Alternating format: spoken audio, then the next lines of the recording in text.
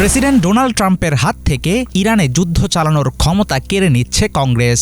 মার্কিন প্রতিনিধি পরিষদে 7 ভোটের ব্যবধানে পাশ হয়েছে এই ঐতিহাসিক প্রস্তাব। হাউজের স্পিকার বিলটির বিপক্ষে ভোট দেওয়ার অনুরোধ করেছিলেন, কিন্তু দলের বিরুদ্ধে গিয়ে 4 রিপাবলিকান প্রতিনিধি ভোট দিয়েছেন ডেমোক্র্যাটদের পক্ষে। ফলে বড় ধরনের আইনগত পরাজয় ঘটেছে ট্রাম্পের।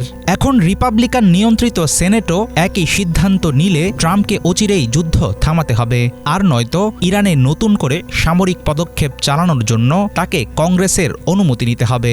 নিজের দলের অনাস্থায় বিল পাশের এই ঘটনা প্রমাণ করে ট্রাম্পপন্থী নেতারাও মধ্যপ্রাচ্যে আরেকটি সংঘাত শুরু করতে চান না। তাহলে কি এবার ইরান যুদ্ধ থেকে লেজ গুটিয়ে সরে আসবে আমেরিকা? ইরানকে নিয়ে আগে থেকেই বেকায়দা পরিস্থিতিতে আছেন প্রেসিডেন্ট ডোনাল্ড ট্রাম্প, কিন্তু ঘরের রাজনীতিতেও তার কোণঠাসা অবস্থান পরিষ্কার বুঝিয়ে দিচ্ছে ক্ষমতার হ্রাস ধরে রাখতে হিমশিম খাচ্ছেন তিনি। বিশ্লেষকেরা বলছেন, হোয়াইট হাউস এখন চেষ্টা করবে যুদ্ধবিরোধী বিলকে পাত্তা না দেওয়ার, সেই সাথে ভেটো দেওয়ার পথও খুঁজতে পারেন ট্রাম্প। কিন্তু বাস্তবতা হলো ইরান ইস্যুতে নিয়ন্ত্রণ হারাচ্ছেন তিনি। সামনেই যুক্তরাষ্ট্রে নির্বাচন। এমন পরিস্থিতিতে নানা কারণে ক্রমাগত নিচে নামছে ট্রাম্পের জনপ্রিয়তা।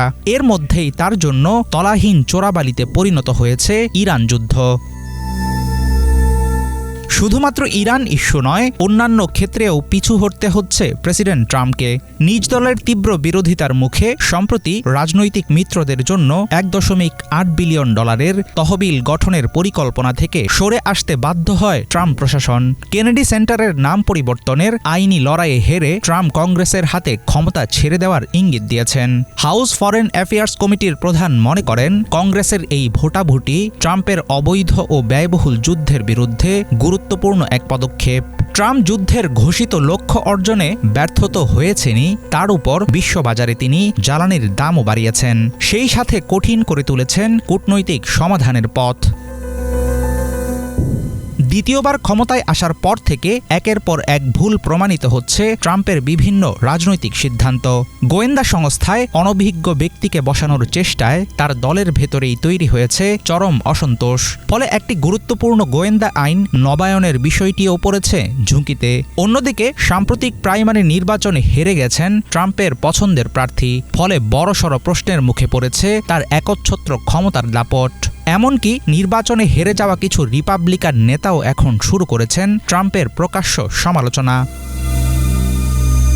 প্রেসিডেন্ট ট্রাম্পের জন্য এখন সবচেয়ে বড় সমস্যা হলো ইরান যুদ্ধ থেকে সম্মানজনকভাবে বের হওয়ার সহজ কোনো রাস্তা খোলা নেই।